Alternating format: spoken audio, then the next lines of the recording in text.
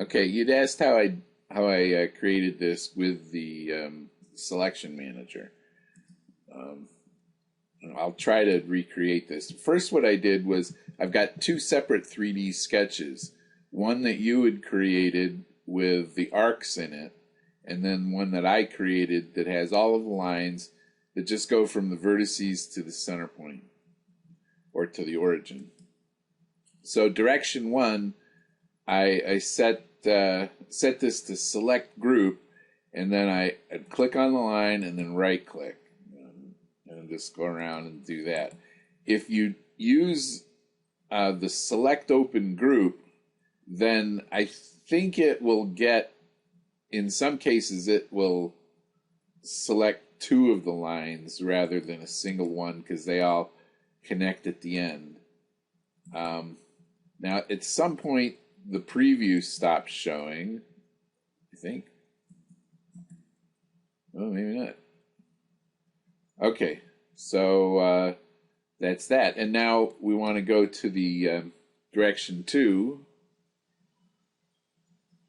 And it's okay that the preview is showing this gap here because it doesn't know that it's a boundary surface doesn't know that it's a closed loop until you set up one direction that has a closed loop.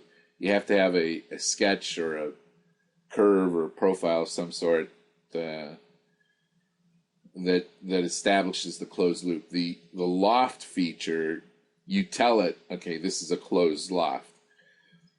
Anyway, so on the selection manager here, we select the closed loop, and when we click on one element, it picks up the whole thing, and then you right click.